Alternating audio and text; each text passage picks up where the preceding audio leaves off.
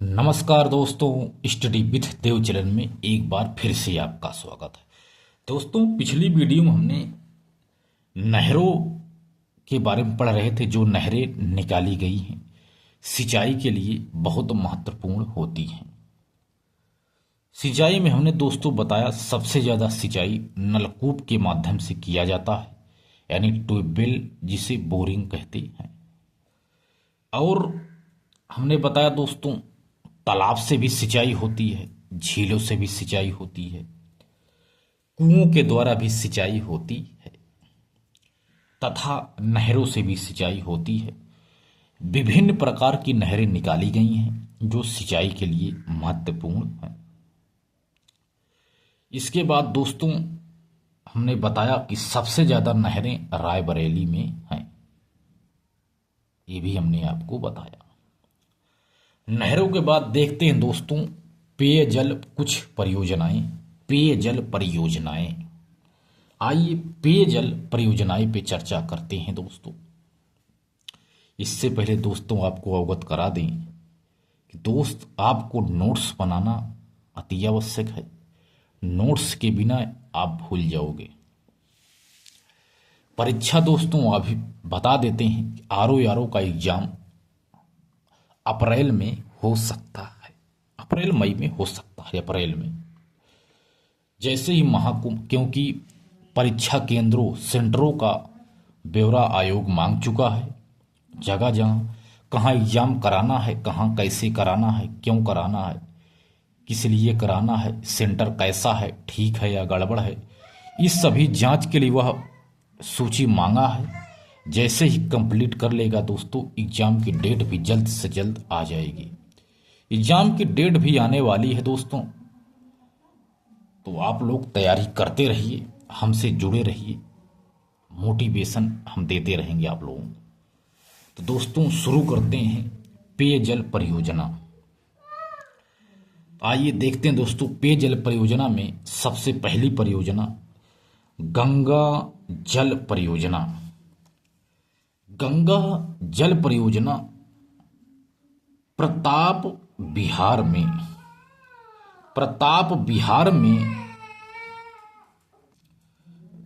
दिल्ली नोएडा, प्रताप बिहार में दिल्ली नोएडा बाईपास के निकट गंगा नदी पर गंगा जल परियोजना का निर्माण किया गया है। यह पेयजल परियोजना है। यह एक पेयजल परियोजना है दोस्तों जो प्रताप बिहार में दिल्ली नोएडा बाईपास के निकट गंगा नदी पर इस परियोजना को बनाया गया है। दूसरा है गोकुल बैराज परियोजना। यह भी पेयजल परियोजना है। गोकुल बैराज परियोजना यह यमुना नदी पर मथुरा से गोकुल में बनाया गया है। यह परियोजना मथुरा से गोकुल परियोजना है, जिसे गोकुल बैराज परियोजना कहते हैं यमुना नदी पर। यह भी पेयजल परियोजना है। अगला है लवकुश बैराज परियोजना।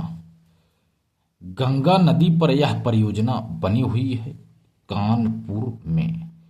कानपुर में गंगा नदी पर लवकुश बैराज परियोजना बनाया गया है। यह भी पेयजल परियोजना है।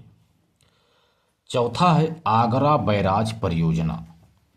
यह यमुना नदी पर आगरा में बनाया गया है। गंगा यमुना नदी पर आगरा बैराज परियोजना यह भी एक परियोजना है, पेयजल परियोजना। पहला गंगा जल परियोजना, गोकुल बैराज परियोजना, लवकुश बैराज परियोजना तथा आगरा बैराज परियोजना। इसके बाद देखते हैं दोस्तों निर्माणाधीन कुछ परियोजनाएं।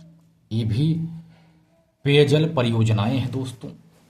निर्माणाधीन परियोजनाएं, पहला है राजघाट परियोजना। यह बेतवा नदी पर बना है। राजघाट बांध ललितपुर के पास राजघाट नहर, यह भी निर्माणाधीन है। यह भी पेयजल परियोजना है। सरयू घाघरा नहर यह भी एक परियोजना है जो कतरनिया बहराइच से यह नहरें निकाली जाएंगी। इसके बाद है मध्य गंगा नहर परियोजना। मध्य गंगा नहर परियोजना बिजनौर में गंगा बैराज से मध्य गंगा नहर परियोजना निकाली गई है। कन्हार परियोजना मिर्जापुर में कन्हार नदी पर कन्हार परियोजना निकाली गई है।